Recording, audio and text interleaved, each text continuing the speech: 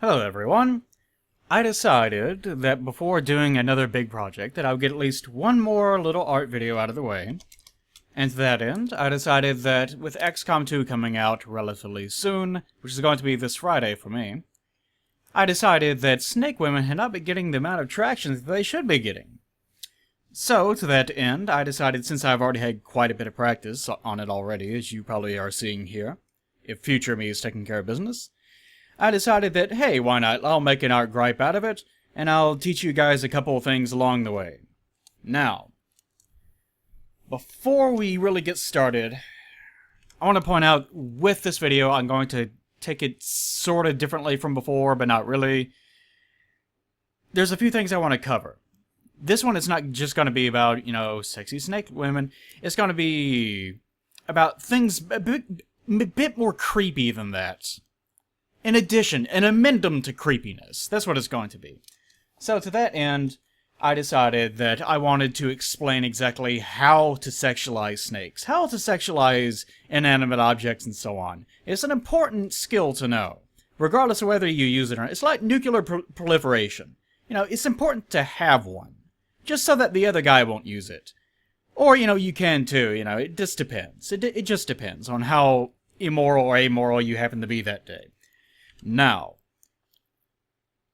there's also one more thing that I wanted to concentrate on, which is not really going to be a live part of this, but I wanted to this time, since I've been concentrating so much on things like, Goku and how to draw good. I decided that this time around I was going to focus on something a bit more in-depth. So I'm probably going to have two live com portions of this, and that is, how to have more sort of how to focus more on your line work in regards to adding depth to your image. So I think this one is going to have quite a bit of like hatching, maybe some stippling, probably not stippling, to create more depth without having to rely entirely on color. So that video is also going to be about this. So with that in mind, let's proceed onward. Now, of course, the first thing that you're going to want to do is collect images for whatever it is that you're going to be drawing, assuming that you have any reference images anyways. If it's something from your head, then, well, I guess start drawing. But other than that, or start imagining, whatever. But in this case, since it's a video game, there's plenty of things to draw upon. Here we have, of course, the concept image, painted concept image, original sketches, and a final realized three-dimensional model. Now, in regards to overly sexualizing things that ought not be sexualized, which is kind of one of my things that I enjoy doing so much. In regards to lady designs, anyways, you do this differently with male designs. But one of the first things that you have to worry about, without even worrying about the snake lady portion of things first, is what is it about the human form? Like, I've talked about this in the past, but, what was it? Three something V. I think maybe it was a dash. But that, like, the three, like this symbol. 3 dash and then the greater than or less than whatever sign. That on its own, for some reason, in people's heads will trigger up sexual thoughts. Just because, boob, belly button, and then hips. Very simple thing. Because the thing you have to understand about people, if you're going to be an artist, this is something that you really need to keep in mind. The thing you need to understand about people is that we don't see things as images exactly. Human beings see proportions before they see actual details. Like there's I can't remember what the term is. But if you're looking at like rocks or like a carpet or a wall that's sort of discolored a little bit, you might start to see like faces in it or things like that. Because the human brain is conditioned to try to, even like macro images on the internet of like a picture of a chair and the little holes on the back of the chair just so happen to form something that look like eyes, and it looks like a smiley face or something. You love those pictures, don't you? Yeah, of course you do. So human beings do that a lot.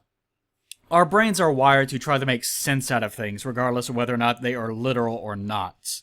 And part of that is this ratio problem that I've been talking about. So in regards to that, whenever you are drawing a, male body or a female body, you need to abide by those ratios. And that is to say, there are, like, say, take like a female body. It kind of has, it kind of, from the side, will kind of look like this in a way. Like it has an hourglass shape. The hourglass figure. Hourglass figures are a thing for a reason, because they're abiding by a set ratio. And of course, head up here. And I don't remember, there is a science behind this in regards to what ratio most men find appealing. And it differs not only across people, but also across nationalities. It differs between what nation that you are actually polling. And I don't have the figures for that. You can look it up on your own. But it's different from culture to culture, nation to nation, and person to person. But generally, it sort of hinges inside this. Whether it's 0.14 or whatever the number is, or 0.16 or something, it's still in that range. So there is sort of a safe region for it. Now, whenever you're drawing any kind of female figure or male figure, also has its own things where.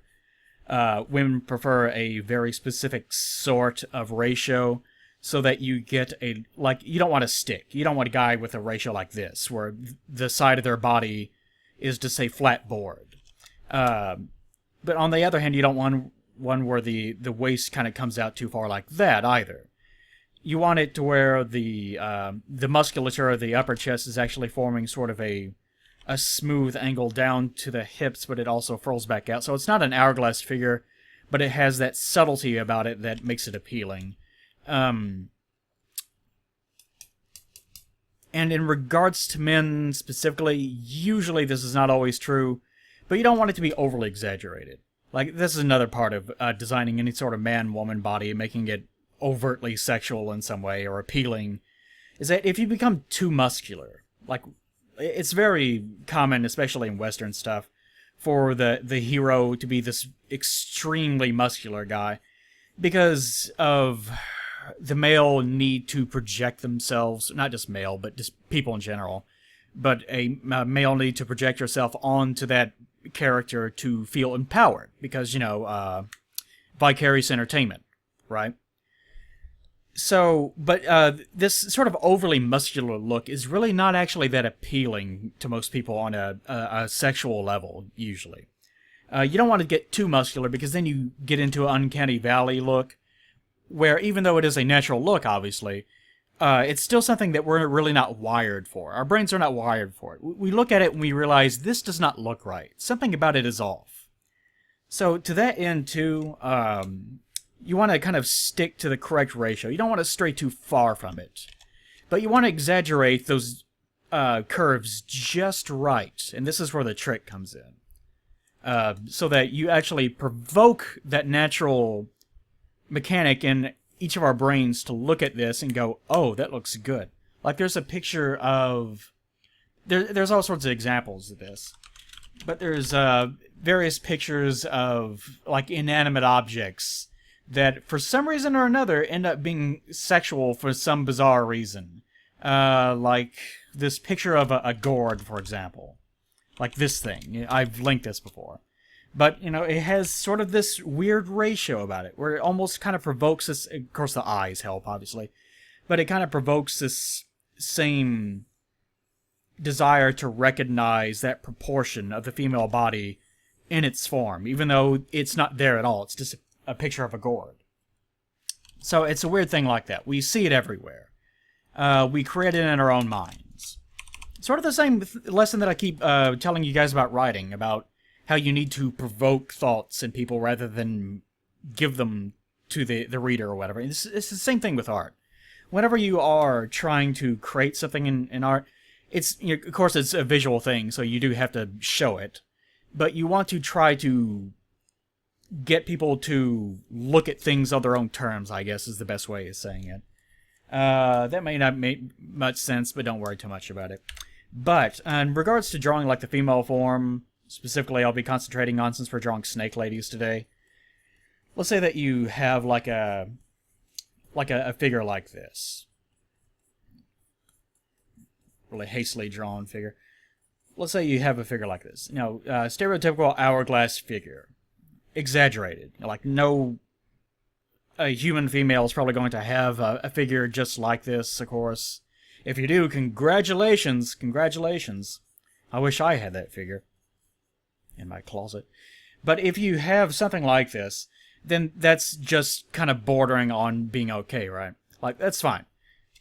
But if you, say, do what some people do, and this is kind of a pet peeve of mine, is you look at that proportion and go, oh, wow, that's amazing, and then you exaggerate it too much to the point where you're, like, creating these huge, bulbous characterizations. Like, it can be weirdly appealing in some ways, but at this point, you're creating such... It's like the problem I was talking about in regard to overly muscled guys have this problem. But you can exaggerate it so much that it stops looking human. Or not necessarily stops looking human, it's recognizably human, but it doesn't look natural enough to evoke that mechanism in your head that goes, oh, this is the ratio that you need to keep your eye out for, because genes and nature, blah, blah, blah. So, a lot of people will draw, like, women, or even guys, for this matter, like, they'll draw guys with extremely exaggerated forms, where their torsos kind of blow up, and their bodies narrow out like this, and they look like it's a very exaggerated superhero form. And they'll do that sort of thing, and it has kind of a weird appeal in its own way, but it's also very ugly in another kind of way. So it doesn't really trigger any, ooh, what's that? Oh, he's so pretty. It doesn't trigger that part of your brain. Nothing really happens with that. So, whenever you're drawing any sort of male, female figure, and of course, again, I'm going to concentrate female this time, then you need to be aware of not necessarily what the mathematical ratio is, but you need to have it in your head that it needs to look something like this. But more importantly than that, you need to make sure that you're not straying either too far from it, or you're not exaggerating it enough. And I think that's where most people have the problem. So, in addition to that, we also had kind of a detail level thing that we need to worry about. In regards to the snake lady, and you notice I haven't drawn anything yet. Like I said, I was going to make sure that a video was like this time around. But in regards to the snake lady, obviously some elements of her design are going to be less human than others. I'm probably not going to draw her with a big open mouth. There's various things that you can do, especially if you're going to sexualize something weird, to be able to convey that sort of ratio, that base instinct that everyone has, without being literal about it. Like, they did a very good job with her design. I'm not sure what the lore behind them. The game has not released, so I don't know yet. But I'm going to assume, since they have sort of feminine human forms, like we know from XCom 1 that they've been experimenting on life forms, the aliens, for their own reasons that I'm not going to spoil, I guess. So I guess the implication is that either they are the product of some sort of research in regards to hybridizing standard genes that the aliens use. So that's the reason why she looks kind of humanoid female. Or maybe we are the ones that are backwardly designed. I don't know. But anyways, if you're wondering about that, this is going to be my internal way of looking at it. Don't worry about it. It has boobs. Don't worry about it. It has boobs. But the original design did a pretty good job with this. The model less so, because they were trying to make her a bit more horrific than the art is. But with the face, I'll concentrate on the face first. You'll notice right off the bat, the proportions in regards to where all the placement happens to be is pretty much the same as it might be with a human face. Like, we're talking about proportions and ratios. That's one of the things you have to worry about. Like, if you're gonna, like, if you see, like a furry design or something, like some sort of something with a big long snout, like a wolf or something. Usually the snout will be kind of retracted from the rest of the design, so it's not being overly literal, because they were trying to reduce that because it doesn't look human enough. It's not maintaining the ratio that is natively appealing to the human mind. So you need to make sure that your eyes, your nose, and your mouth are all placed exactly where they need to be. And that can be pretty, it can be pretty difficult, but that's going to make a big difference. Like I was talking about, female proportions are exactly where they need to be. Like the hips could actually be a little bit wider. Like this is kind of overly slender in the, like even as far as not sexualizing or anything, but as far as realistic proportions go, the waist narrows down pretty heavily, but then doesn't really furl out too much, which is slightly unnatural, but it's appropriate for a snake woman, right? Because already, why would they have hips right here?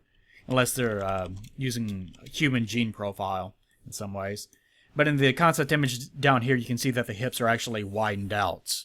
Because whoever's doing the sketches is actually maintaining those ratios perfectly as they draw.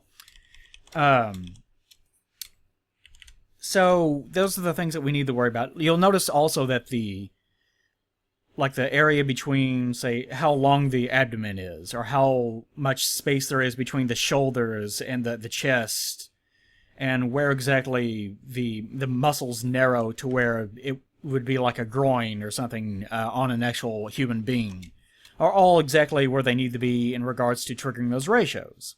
The only difference might be, say, the arms are overly long in regards to where they should be placed. Like I've talked before about this, but usually the wrist needs to be where exactly the groin happens to be, like right around here. So they're a little bit overly long, but again, that's appropriate for this design. But anytime, before you even begin drawing, point being, you need to go through and start looking at all these things and think ahead about what is appealing about them and where you are going to place them in your composition. So in regards to the snake lady, I would probably not do like an upward angle, like say her chin is right here and her neck is down here, and you're coming down like this or something. I'm not sure what exactly it would look like, because that's not really a kind of sexy pose. That looking up, that's more of a power pose. That's something you usually, like, even if in real life, if you have someone with you watching this video or something, like, get down on the ground, just wallow around on the ground and look straight up at their heads and think, wow, this person sure is ugly, right? That's exactly what I'm talking.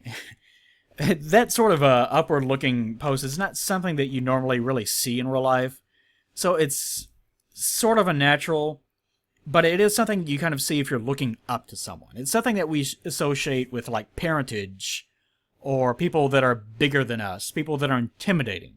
So that's why I said usually it's sort of a power pose. Like, it's something, usually, if you have a big dramatic scene where someone is facing down with someone else, and they're kind of looking off at them in the distance or something, then you will often see them in this pose, where they are, facing off against them, and you're looking straight up as far as the camera is concerned, and they're looking in this direction, because it's meant to convey that.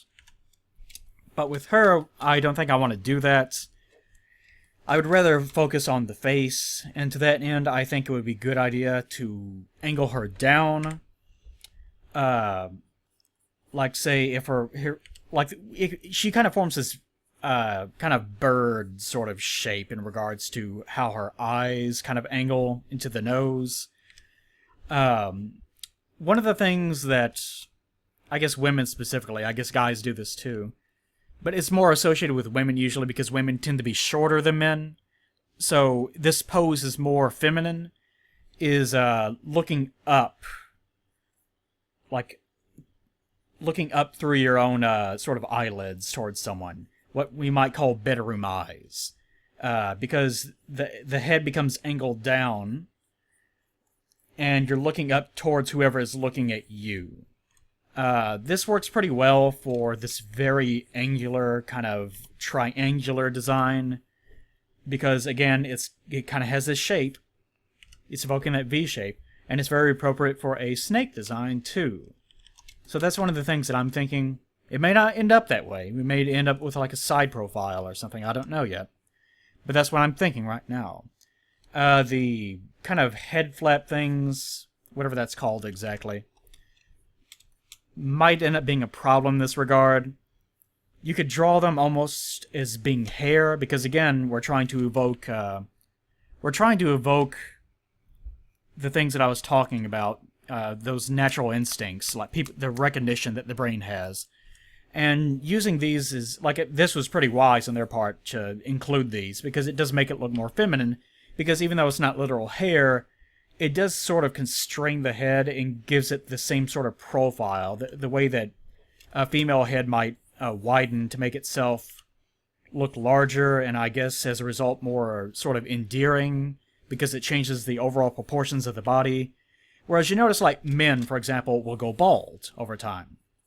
And one of the theories about reason why men go bald over time is because it was actually an advantageous trait, because whenever you lose all that hair was actually making your head look much bigger. But whenever you lose the hair, it actually ends up making your head look a little bit smaller, which might make your overall body look bigger. So it might actually make you look more intimidating, because it makes your overall frame look a little bit wider and a little bit bigger than it actually is. It's one of those things. So in regards to sort of feminine designs, usually you want to make the head a little bit larger than it needs to be, either literally or using things like hair or anything to sort of widen out the overall profile of the head. You don't necessarily have to do that, of course. But it is, like, usually even if you have, like, not to be racist, I guess, but I've seen some, like, sort of African women designs kind of do this sometimes, where they will have, like, a pretty lady that has, like, very short hair, and they'll, like, do that, and then they might have something like big earrings on the side. And just the earrings are enough to sort of widen out the design enough to increase the overall horizontal profile of her image without interfering with the vertical profile, and that ends up making her look a little bit more appealing. You could even do that without even using earring. You could do something like without interfering with the hair. I guess you could also, like, have a bandana or something, kind of does the same thing. You know, any sort of hat can do that too. You can do that using, actually, like a coat. Like if a coat rises up and has kind of big shoulders on it in some ways, which I like to do with the Somna girls, then it can achieve the same thing, because it ends up making the overall sort of profile of this upper region that you're looking at sort of widen a little bit. So there's all sorts of ways of dealing with this. So, in regards to the head, we'll try to abide by those kind of notions. The eyes are going to be a big part of it. You'll notice that usually in the images that I draw, especially feminine ones, I focus a lot on the eyes. It's very important to get the eyes right. If you don't get those working, then you're going to end up with a weak overall design. I obviously, in regards to this design, want to get the long slenderness of the body working, because that also is sort of a feminine trait. I want to make sure that the hourglass shape is there. We want to make sure that whatever composition, whatever position that we put our body in, is going to have this divot. No matter, we don't want it, like, say, I don't know, like she's bent over or something like this, and we end up getting nothing from this right here. Like, that would be kind of okay, but it's not really showing off that element. So we're probably going to have something where she's actually, her whole body's facing the camera, so that we can actually show off the overall figure, and get that ratio to trigger in everyone's brains about how goddamn sexy the snake is, right?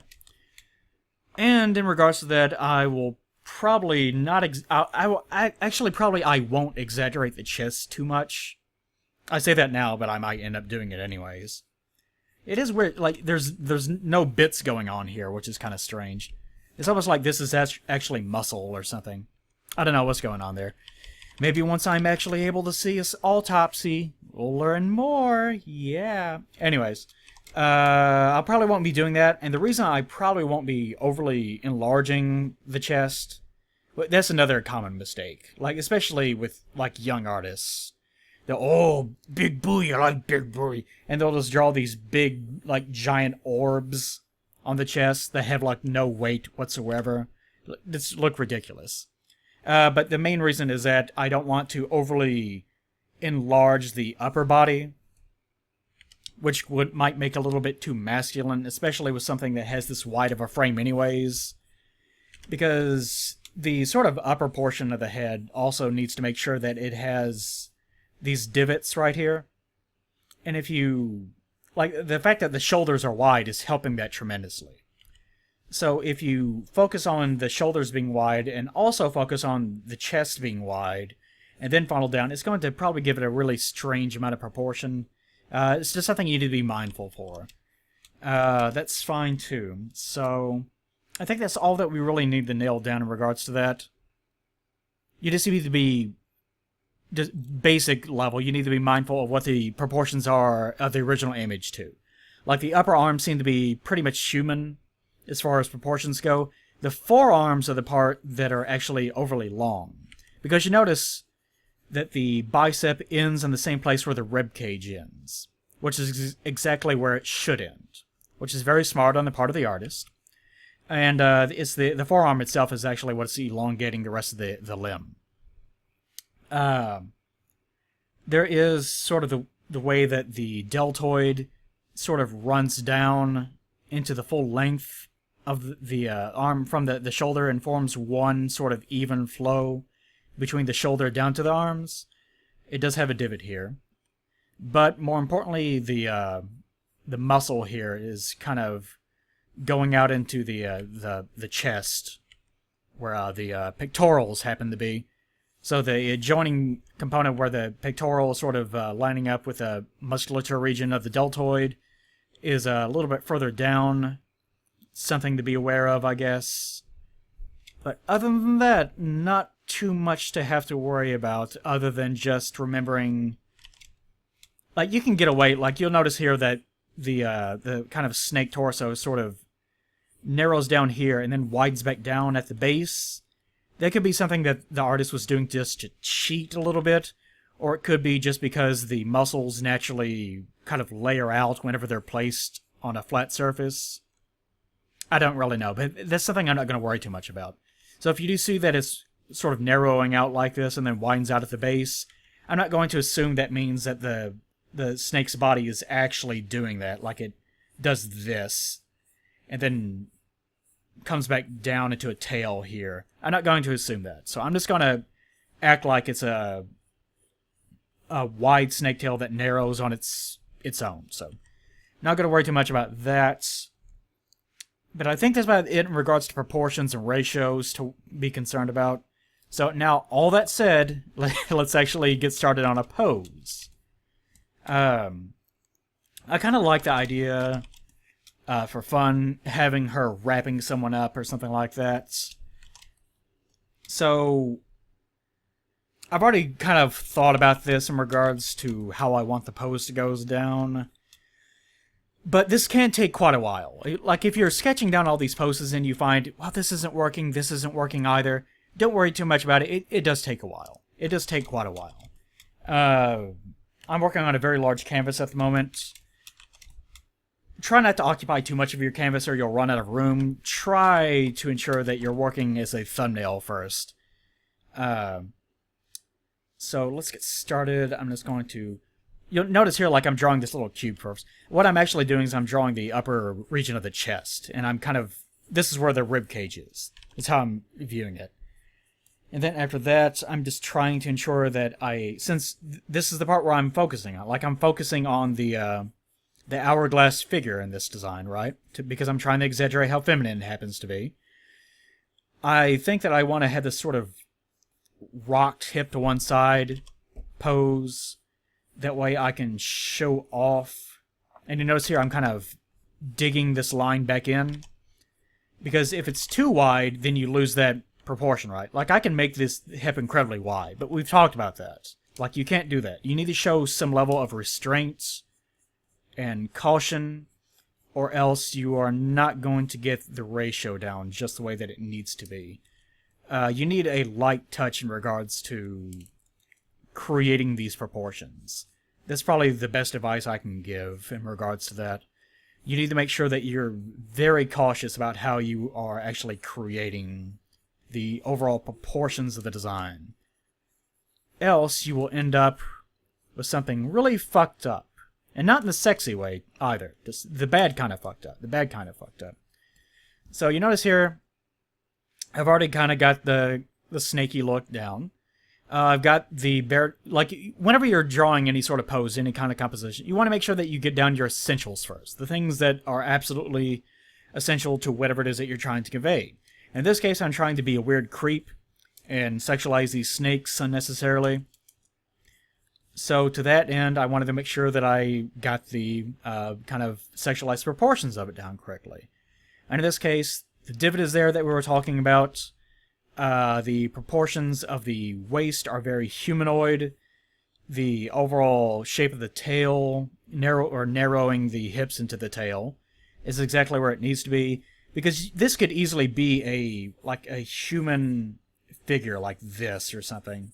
Which doesn't really look right in this case since the snaky design. But you see what I'm talking about. Like the proportions could easily be humanoid. Like very, very easily. Like it doesn't take much at all. And that's what you're aiming for. You're trying to actually create, again, that mental, female proportion. You're trying to create that without it being overly literal.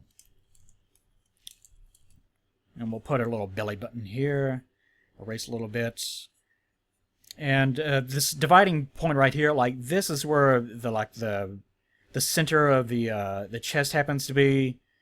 I kind of draw, you know how people draw faces like that? It's the same kind of notion. You're just putting a guideline down where the center needs to be, and then putting a guideline down where the center of the horizontal component needs to be, in this case, the chest. So we have that down.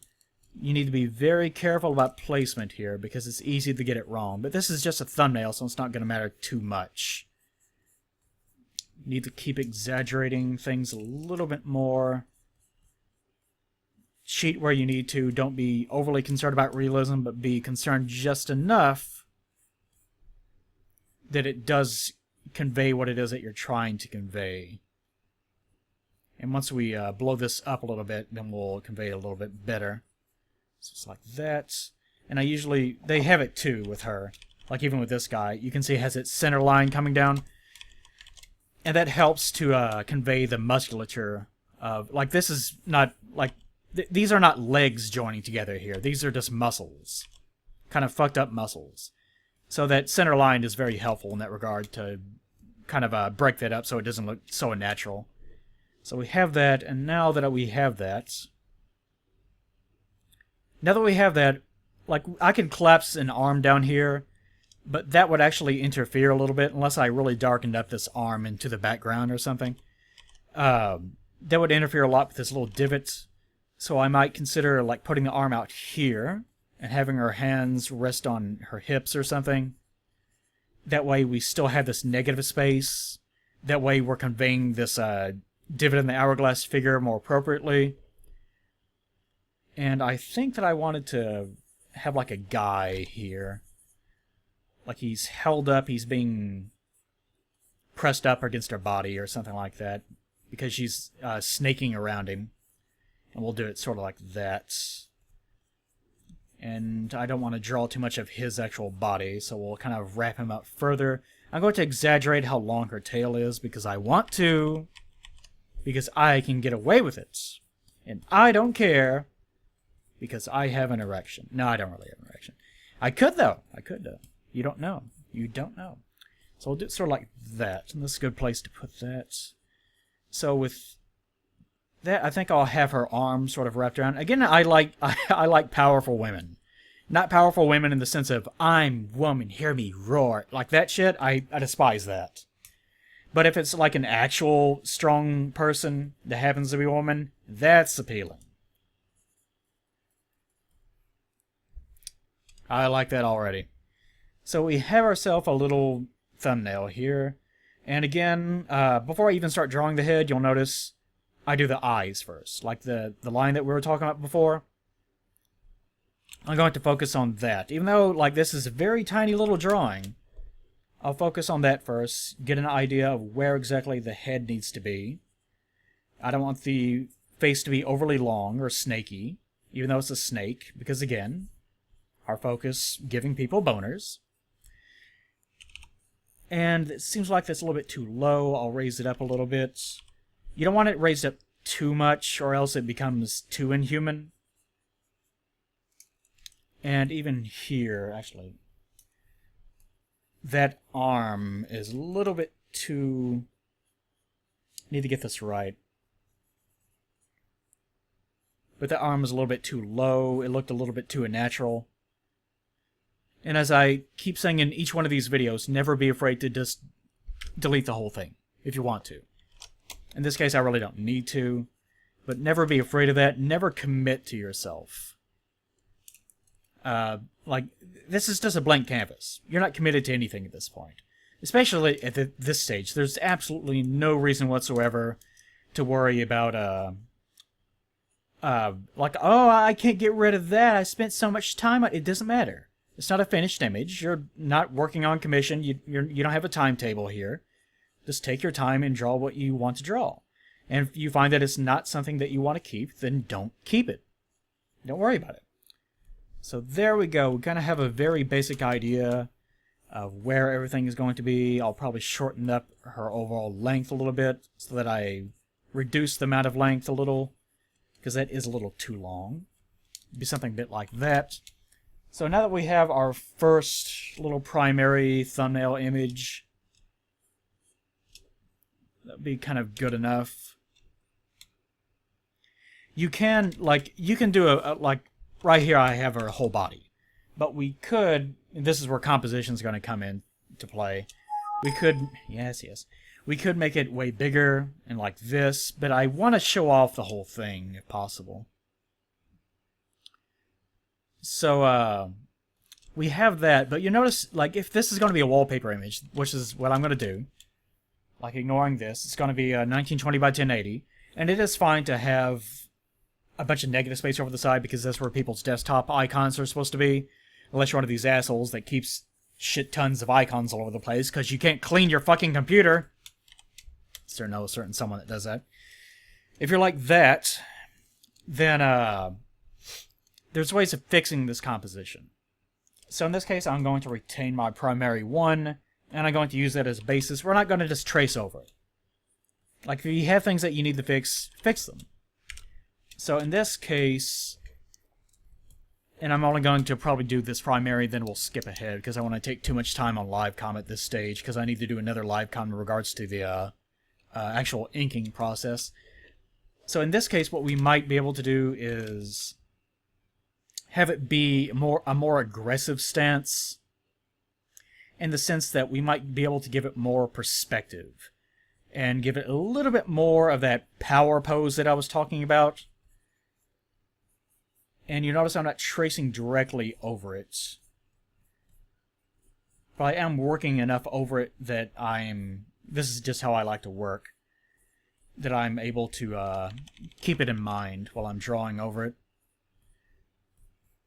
And have more of her body actually coming towards the viewer, which is possible. I might not keep this, though. I'm not sure yet.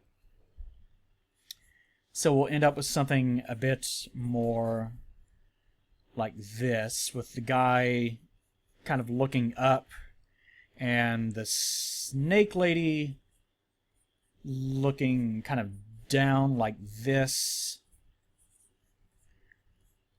And it would be a bit more like that, I suppose. His arms back up like this. And again, with the exact same pose, just in a slightly different sort of a camera pose. Or angled just a little bit differently. So it would be sort of like that. And that does help a little bit with the composition. Makes it a little bit more visually interesting. Keeps the same pose. And more importantly, kind of occupies a little bit more space. But we are getting a little bit of a looseness to her proportions now. Something you need to be careful of. So what I might do is just end up working over this over and over and over again until I get something that I actually do like. And each time that I go over it, I might add just a little bit more detail. Like, this is just, like, look at this. Like, there's so many things that are just, like, look at this hand. This is not even a hand. It's just like a little club thing, like a really loose line. Like, whenever you're doing your sketches, don't worry, oh, the finger would look like this, and it's perfect in every... Don't do that. Don't do that. The whole point of working over primaries is that you don't have to really focus on much of anything. And I'll put his head kind of being pressed into one of her boobs because I'm a sicko. And it'll be like this, and you'll love it. You'll love it. You'll complain about it, but you'll actually love it. And that's how it's going to go down. So it'll be sort of like that, I think. Regardless of whatever the pose ends up being, it'll be sort of like that. And maybe I won't even have her looking at the guy. Maybe I'll just have her looking up in victory or something. Like she's won a prize and she's going to play with it before she eats it or something like that. I don't know. Just depends. Depends on what I end up wanting to do. But you guys get the idea. I'm going to skip ahead into the sort of a speedy portion of this.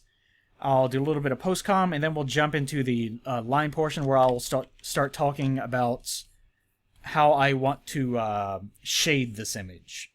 Because I've done it in the past, but I want to make sure that I focus on it on this particular image. So you guys get the idea. If you have any questions about that specifically, I guess go ahead and ask in the comments. But that's something for future Eli to worry about. Alright, I will see you guys in a bit. Okay. It is time for post-commentary. I am done, finally, with this drawing. And I'll go ahead and tell you that it took, I think, something like 13.6 hours or something like that to finally get through all of it, counting up the total time that I spent on all the videos that I recorded. So yeah, it took quite a bit of time, and I am quite tired now. But I mention that because I had to speed up the time-lapse that you see here up to 27 times its normal speed.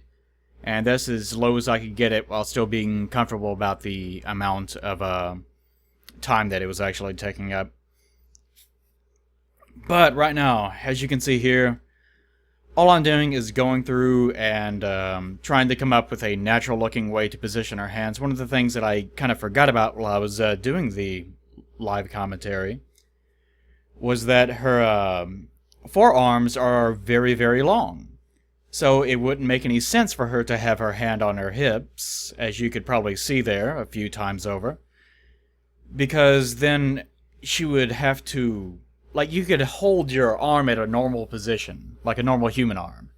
But if your forearm was actually that long, then you would need even more space to be able to get that hand on the hip. So her arm ended up having to be almost pointed directly at the sky. It was pretty ridiculous looking. So I decided that this is probably the best way to go with it. I do end up fixing this arm on the side, though. I didn't like that it was actually covering up her midsection, because I felt like having that midsection visible was way too important to, of course, inappropriately sexualizing this monster creature. So I opted to get rid of it eventually. But I ended up doing quite a few primary stages on this particular drawing, and it helped a lot. It actually did help quite a lot. I keep redrawing this arm over and over again. I wasn't even streaming this at the time, I don't think. But I was jokingly drawing that lingerie for a second just to keep myself sane. I had never actually had any plans of actually including that. But you can see here I went through and got another primary stage. I did one, and then I did another, and then I'm doing another one. And this might have been the last one. But the reason why I'm doing this over and over again is so that whenever I start on the final line work, and I wanted to make sure the line work is absolutely as perfect as I could get it, that everything would be exactly where it needed to be. So I know it's, of course, very time-consuming to do it this way, but it does pay off quite a lot. And if you know me, you know that I like sketchy artwork quite a lot, actually. So actually doing this sort of clean artwork, even though it's kind of becoming synonymous with me, I actually prefer it to be really sketchy looking. Like, I really like the look of this, for example. I like having it look like it is not so controlled, and it's something that was drawn a bit more freehand. Can't always achieve all that, though. Can't rely on it too much. There's not going to be a lot to say. I think I've explained everything pretty much as I need to explain. A lot of this is just going to be a lot of minutia in terms of how to draw different lines and whatnot. A lot of it is something that I'm going to be explaining in the next little bout of live commentary, which will happen probably in about 6 minutes or so, I guess. So until then, I guess I'll just say I love XCom. No, I'm kidding. I'm not gonna. I'm not getting any money from the XCom people. But as far as the snake lady here goes, whenever I'm actually going through and doing this, I'll say this later in the video, but the primary thing that I'm kind of concerned about at this point, at this stage in a drawing, is you'll notice there, like I changed up the primary and final line stage. You'll notice it doesn't match up exactly. I wasn't tracing back over it exactly. That's pretty normal. If you find yourself doing that, don't worry about it too much. You want it to be as close as possible, but it's not always going to be the exact same thing. I imagine even now, if I decided that I wanted to go back and redraw the entire image, I would probably end up something that is completely different. So if you do end up with something that is different, don't worry too much about it. And I think at this point I was on stream. I decided to try streaming on Twitch. So if you see me start drawing random circles or anything like that, it's because I was demonstrating something for my viewers on there. And later on, I switch over to Picardo later in that day, and I finish it up the next day after that. So that's how that went down. But one of the things that I was demonstrating whenever I was drawing those circles, and something that I'll bring up later, is that I'm leaving little blank spaces whenever I'm drawing to sell the idea that light is hit in certain areas. And that's one of the primary things that I am concerned about whenever I'm doing this first stage of, like this guy's face, I draw somewhat dramatically different because I changed the angle that he's looking. Don't be afraid to do that, by the way. But the thing I'm worried most about is lighting whenever I'm drawing these initial lines. Since I'm going to be focusing so much on shading later on, I can't afford to do this. So to that end, I end up focusing a lot on making sure that my lines aren't overly thick. Because you can always add thickness, but getting rid of thickness is kind of a bit more of a problem. Get rid of your lines whenever you need to.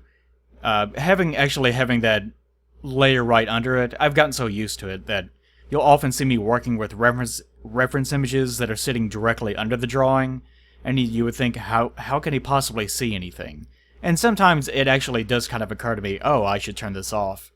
But I've gotten so used to it that I just don't really notice it much anymore. And it's kind of good for me to just have it sitting there, that way I can look at it. That's one of the reasons why I leave the reference images on pretty much the entire video. I eventually turn them off whenever I get to the background stage. One of the things I kind of thought about is whether or not to isolate the central sort of underbelly of the snake with line work or not. Because you'll see later on, especially whenever I get to the shading stages, that I end up kind of going through and making I block off the edges of that midsection pretty hard, to the point that it looks kind of overly dark to me in some places. But it ends up being kind of fine. But one of the considerations that you need to have whenever you're blocking off things is whether or not you need the line there to begin with. Whether something should be entirely color, or whether, you can afford to block it off. And sometimes what you can do is block it off, but only, keep it to its own layer, maybe, so that you have it there for selection purposes. Or you can do something like, keep it, to a 1 pixel length. That way it's there, but it's so incredibly thin and small that it's not really interfering visually in the overall image anyways. And here, whenever I'm adding these central TD lines, then I'm keeping those to their own layer. That way, it won't interfere in the selection process either. Although I ended up leaving so many little areas open for the purposes of making them look a little bit more well lit, then it ends up being a non-issue anyways, because everything was so open that my wand selector was not really cooperating whenever I get to this stage. Didn't end up being a big deal, though. How do you like those hands? Those long, snaky fingers. Snaky finger, that makes no sense at all.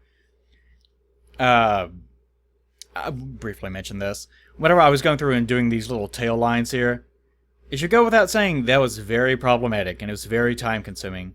And I do remember, whenever I was done with that, falling back in my seat and sighing very heavily because I was extremely tired after that. But it was important to get those just right. I wanted to make sure, because those do follow sort of the contours of how the muscles move in addition to other things. So, it's important to get those lines moving in a direction that makes sense for the overall musculature of whatever it is that you're drawing. If there is anything like that on whatever it happens to be that you're drawing.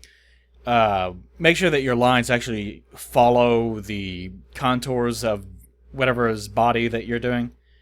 Because that will just, it will only serve to help the overall image. I don't abide by this too much whenever I'm hatching, and I think I say this later whenever I'm in the hatching process. Which I'll explain more once we get to it, I guess.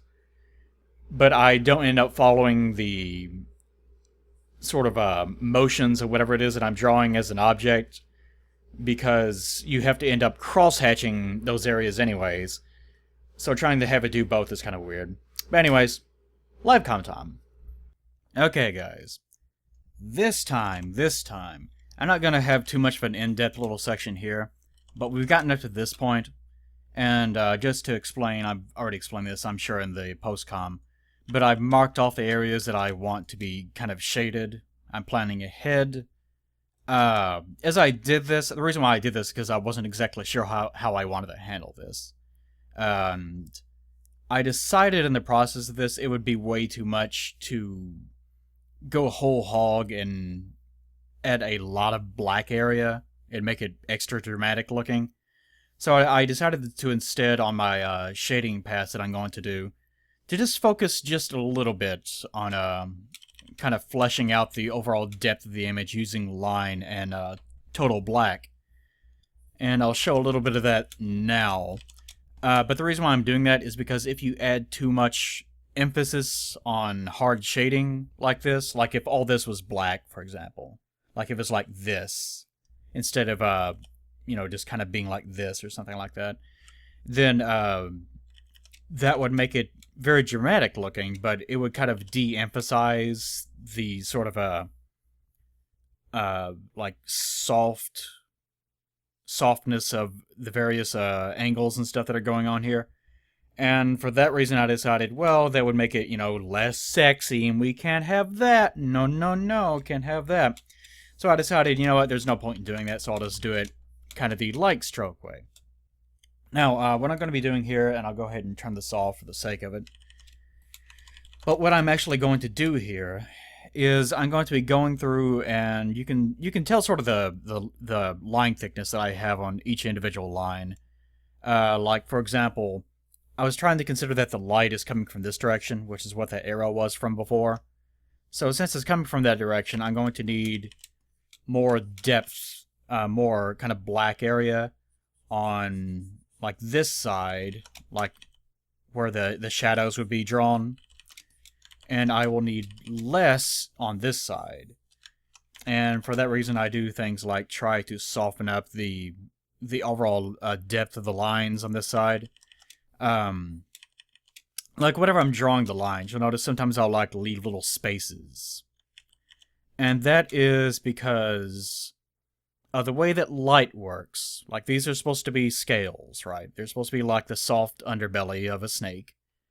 And the individual lines are not always going to be uniform and overly present. Like if you make it too thick, it doesn't look natural.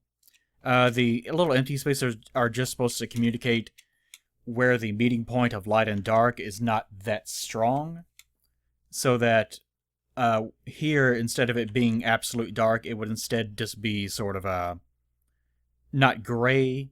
You know, we're looking at white and black here, so you might suspect gray, but no.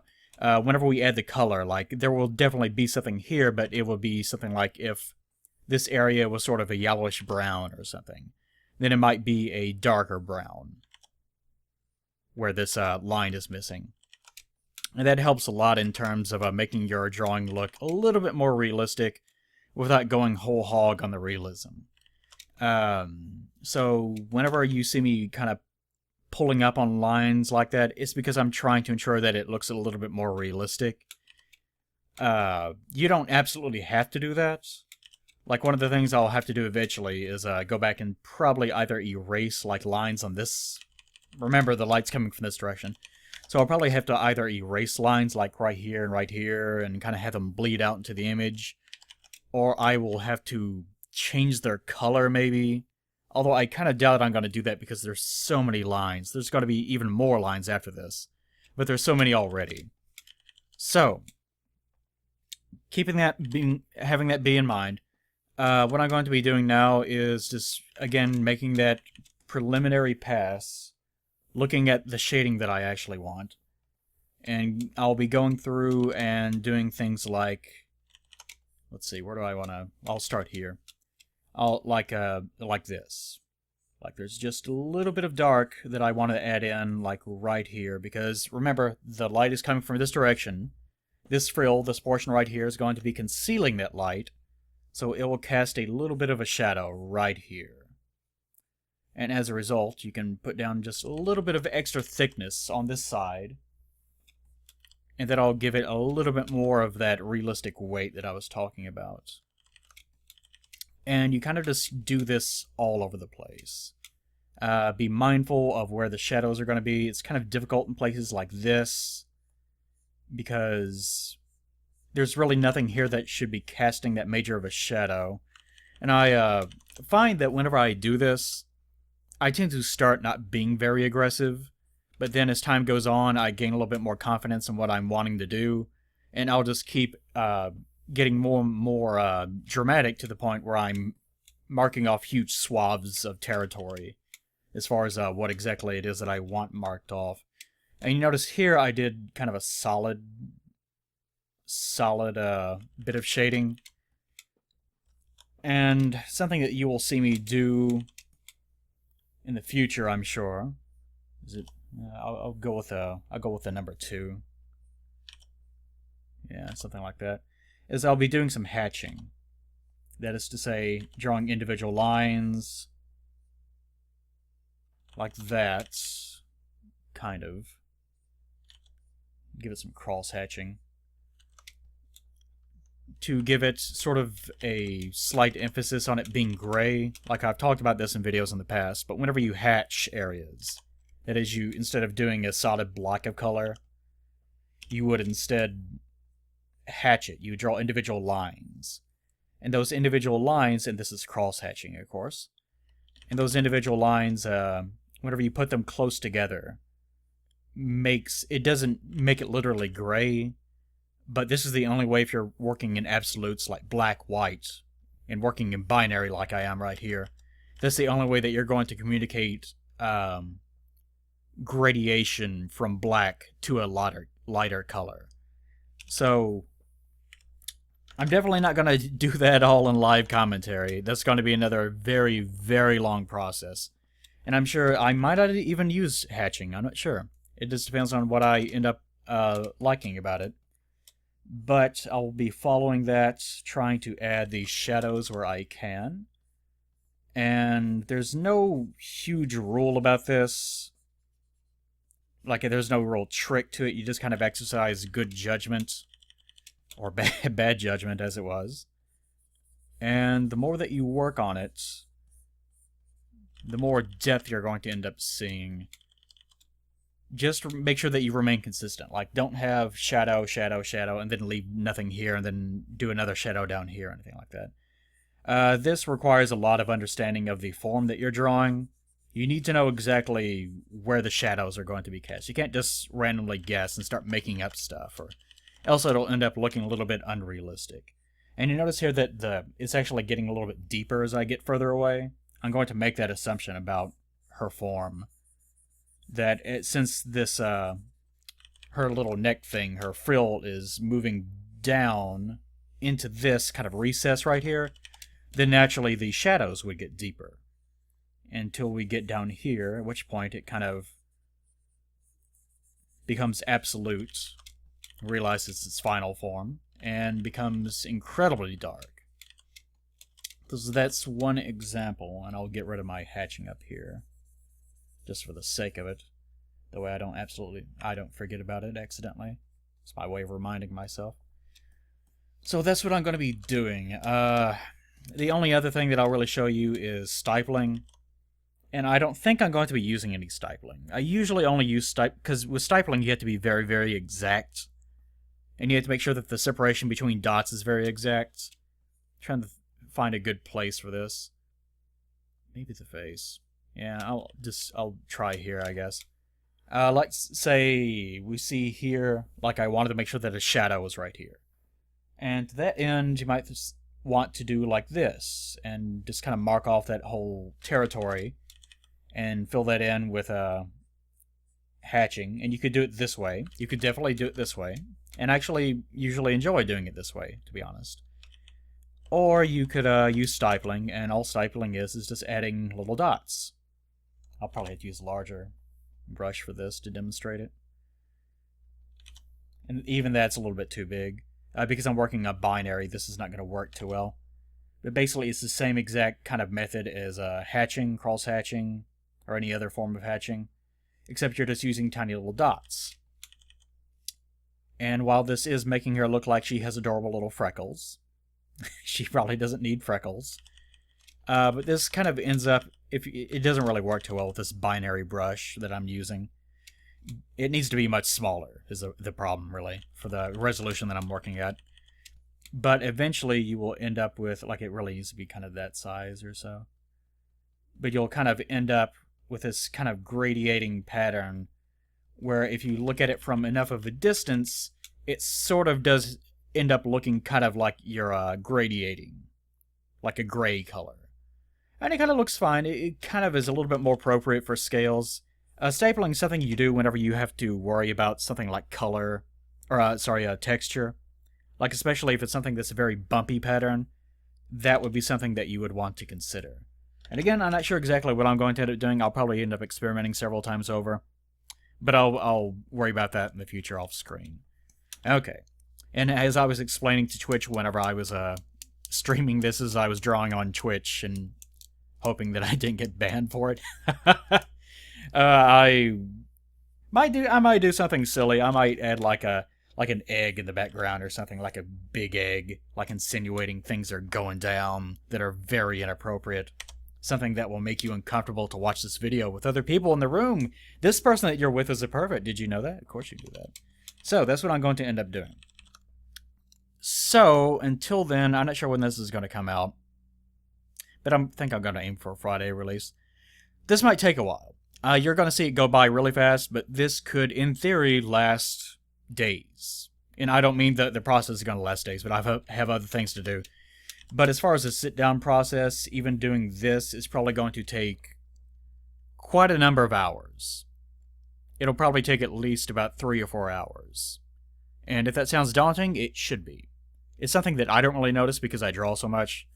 But if you are the kind of person that just wants to sit down, draw something, bang it out real fast, get it done in about 30 minutes, this is what you're in for if you're aiming for this sort of level of expertise in your own drawings.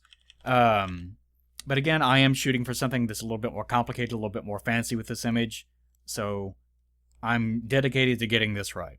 So that's the reason why I'm going to shoot off for post-com starting right now. In the meantime, well, not right now, but in the meantime, you guys enjoy watching our... I don't have a name for her. I don't have a name for her yet. And I don't think I'm going to give her the exact same pattern that we see here.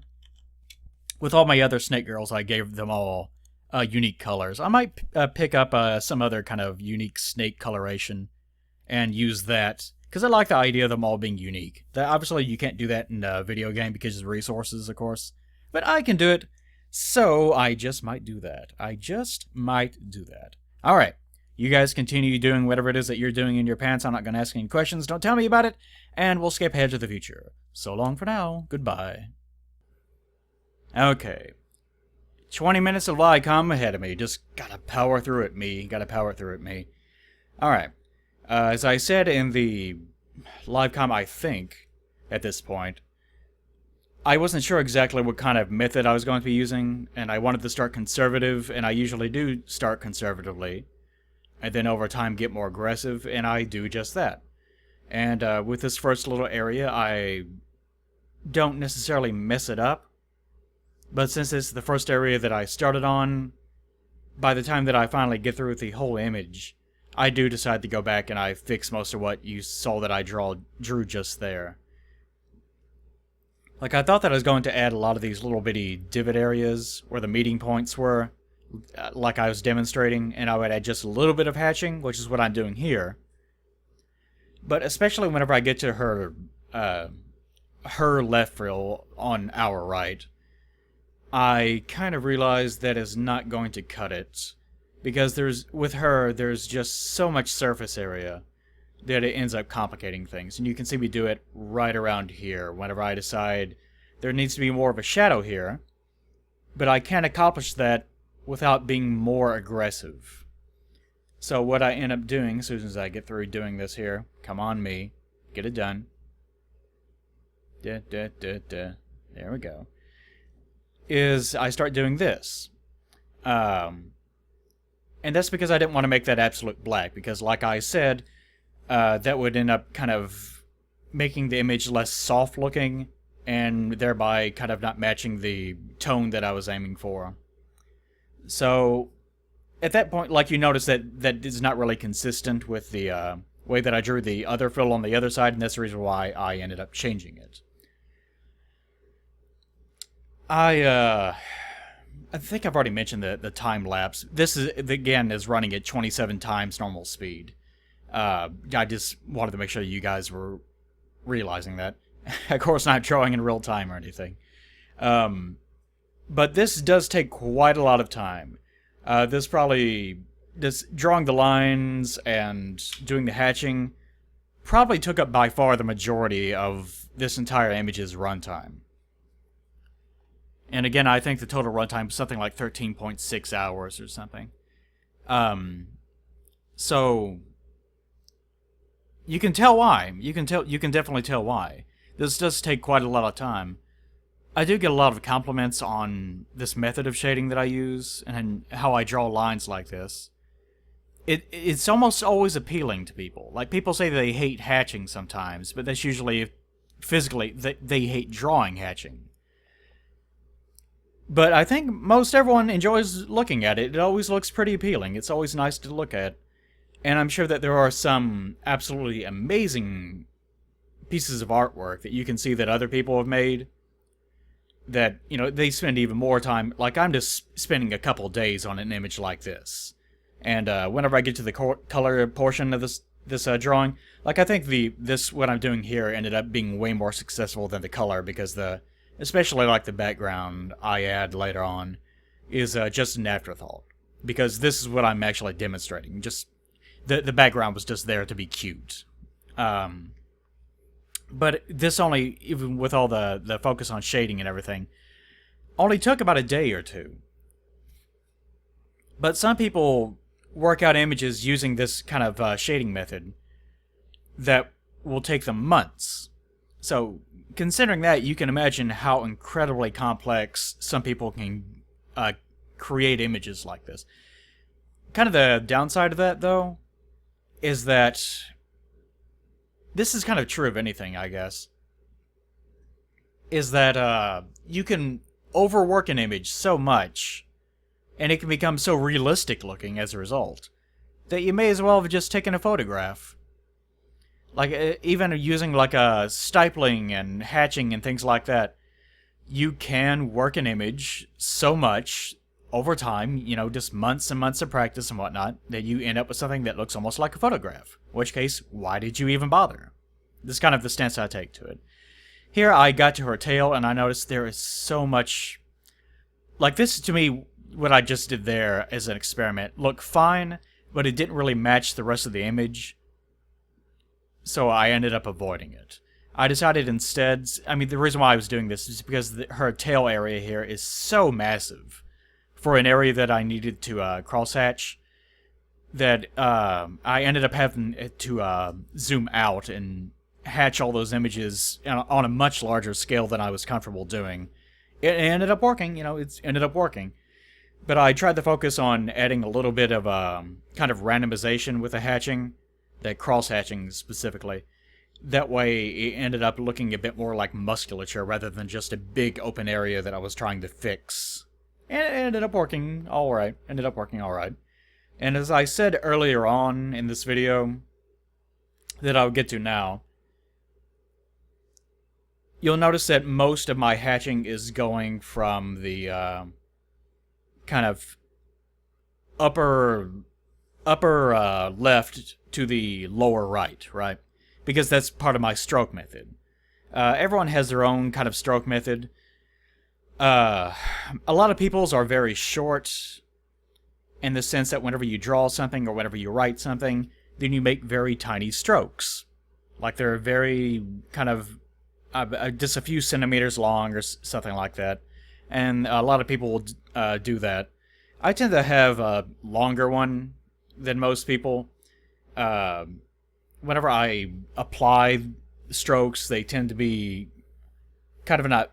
Sometimes they'll be very rapid, but other times they'll be kind of more long and even and controlled, and it ends up satisfying the ladies pretty well. Yeah, I'm making a joke like that, but I am serious about the stroke methods. So it is important to recognize what sort of stroke method that you actually have.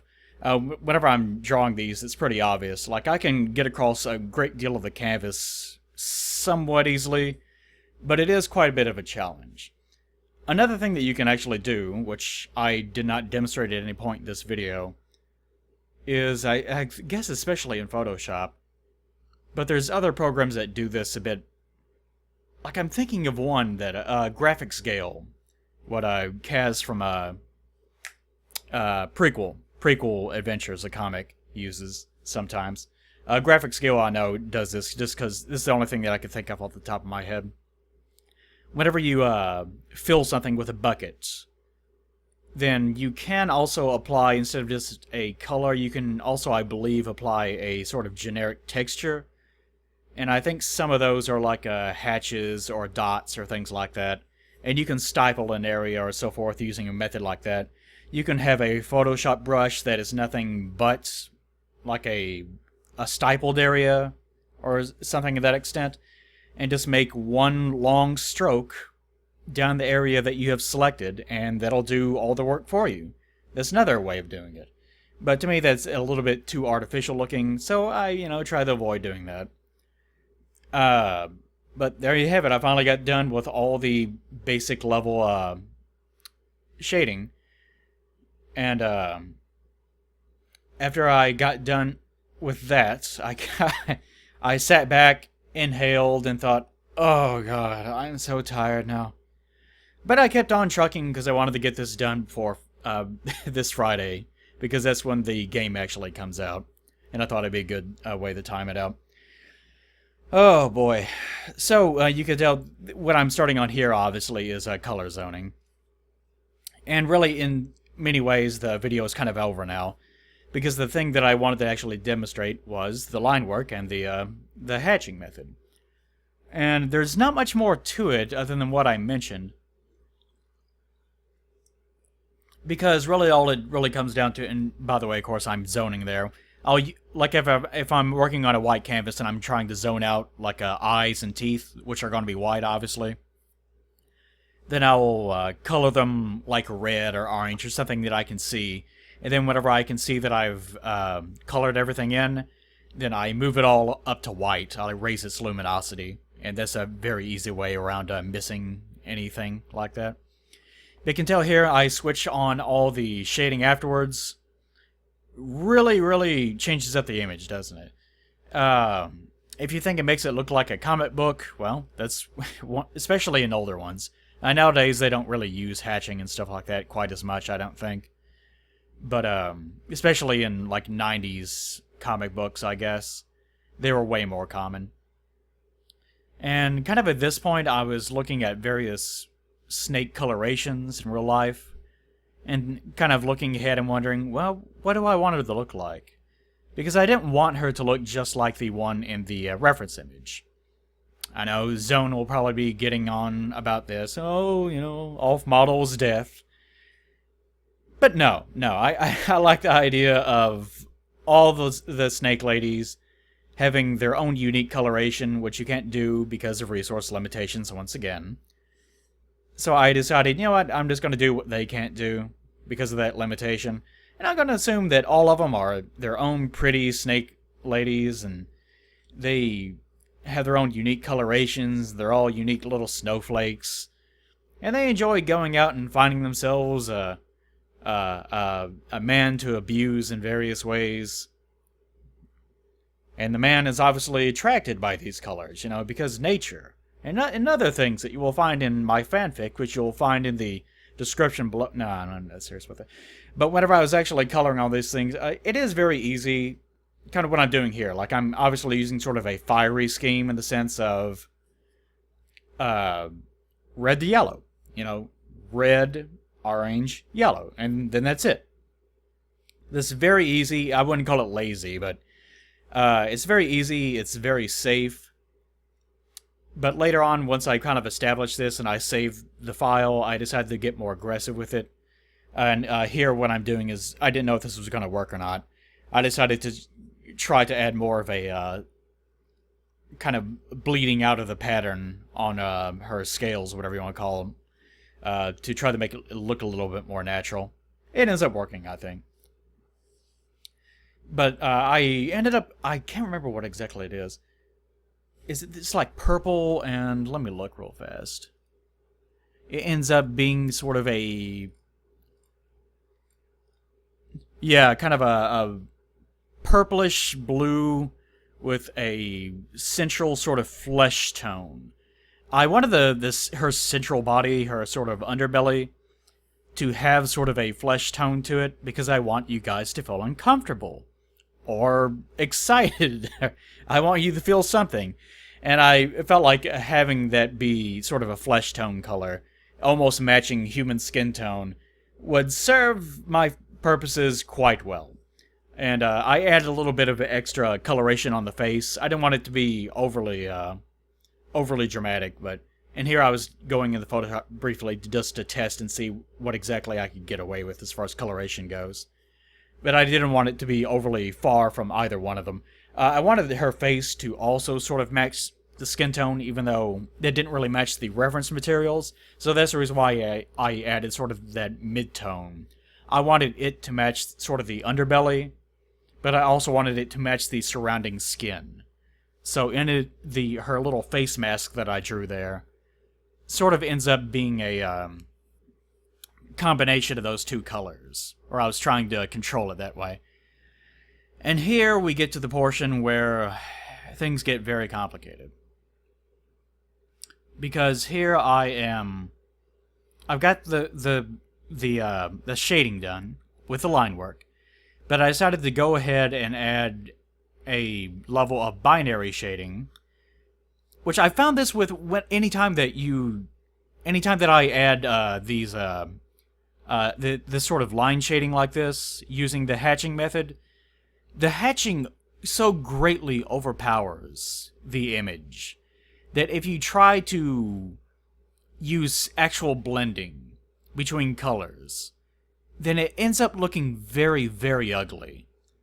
And it ends up looking very ugly because I think by the nature of the lines themselves, the lines are obviously either black or white. Because, you know, it's hatching, obviously. It's not going to blend. That's the purposes of hatching. It's not going to be black or white. It's just going to be a bunch of, or it's going to be black or white. It's not going to be any grays. It's just going to be a bunch of black and whites. And as a result, if you try to start adding in sort of realistic-looking shading, it's not going to make any sense visually. So it's going to be very, very jarring because you're seeing all these little tiny little bits of black all over the place, but you're also seeing a lot of midtones erupting all over the place in between them, and it doesn't make any sense visually. So that's the reason why I opted to do also binary shading. So the overall image ends up being tritone, I think. And tritone just means that there's one tone, like, they're not three colors, but, you know, for each color area. Like her belly, for example, is that flesh tone. It would have that color, and then it would have a darker color that's the same sort of color, it's just a little bit darker, which is the shadow. And then you would have another one that is the lighter shade of it. So you would end up having 3 different tones per color, and that's tritone. What I refer to as tritone, anyways. So I ended up going through and doing a shading pass using that binary method across the whole image. And then I had to go back afterwards, since I didn't mark out each individual area, and isolate every single one of them while we watched terrible animated movies on Picardo, and change each of their individual colors afterwards by cutting them out, pasting them as their own layer, and then altering their saturation values each one at a time by hand. It took a while, it took quite a while. I wouldn't recommend doing that unless you're a crazy person. And here, this last little part I'm doing here, I'm just adding in some mild shading. And again, I'm zoning here. None of this is supposed to actually be red, you know, obviously. It's just so that I can actually see what I'm doing. And I didn't want to overpower that too much, so I did it very, very lightly. As light of a touch as I could possibly get it. So the image is basically done now. And here I'm just going through, I'm just playing around as we finish up movies. And trying to come up with some sort of background that's kind of, you know, kind of references her in some way. Burning City. I still like those eggs in the background. Just a little bit of creepiness. Just enough to make you kind of look at it and go, wait, what? What's this video I'm watching? What's happening? I like that. I always enjoy doing that to people. I don't know what it is about me. Something about me. I always enjoy kind of fucking with people in that way. And really, it's not even that big a deal. I've mentioned this to Dropout Dragon on our... I was doing a Twitch stream with Dragon's Dogma, I think. And I was mentioning this to him, but a lot of the things that I do are actually very, very white bread. Like, they're very, very entry level. Like, there's really nothing overly amazing about, you know, a snake woman, if you want to get into it. Like, I'm not putting diapers on them or having them turn into blueberries and explode, or no one's eating each other or anything like that. Very mundane snake women, and I like them like that. I like my snake women nice and mundane, but also very aggressive. And I don't know, I don't want them to eat me. But I would like to investigate their corpses after I bring them back to Mother Base, which is something that XCom 2 is probably going to enable me to do. So I look forward to that. I'll probably be playing this by the time most of you guys see this image. It might be out by Thursday, I don't know. But anyways, done with this picture. And now you see the final results. And I think I'll actually show off 2 of these. But the actual result of the color portion, yeah, it's fine. The background is kind of overpowering some elements of it, since we're trying to focus on the other elements. The shading on the guy's face, the brightness kind of bothers me in some places. One of those things that I probably should have fixed, but I'll leave it as is. I feel like and of course I added in in Photoshop I added in a layer for saturation. I desaturated it just a little bit because of the background, and I also adjusted its levels to match the background a little bit more, in case you're wondering about that. But other than that, I think overall it turned out to be pretty successful. Obviously way more complicated than the other Snake Lady images that I've done in the past. If you have any questions specifically about anything that I've done here, I guess feel free to ask. But I feel like I've been very comprehensive about it. it should be obvious what I was doing whenever I was drawing it. Because again, that's what I'm trying to focus on in all of my Gripe videos. I want to make sure that you guys can actually see what I did rather than just watching a time-lapse video of something happening and then wondering, well, what just happened? I'm not really even sure. Should be pretty obvious. I think I demonstrated everything as much as I possibly could. In the future, I don't know. I really do love hatching, and I kind of want to get a little bit back into it, but as you can see, it does have its pitfalls. It's very hard to control, especially if you want to add color afterwards. Like you see here, the completely default image is, you know, it has its own appeal. But once you start adding color, then it creates all sorts of other problems. But anyways, hope you guys enjoy the image. Hope you enjoy Snake Ladies. I'll probably end up streaming XCom 2 at some point on Twitch. Hope you guys enjoyed yourselves, and I hope that you enjoy perusing the internet for images similar to these, but of a slightly different appeal, of which I will not go into. Enjoy testing your own stroke methods. Enjoy. I will see you guys later. Bye-bye. Perverts.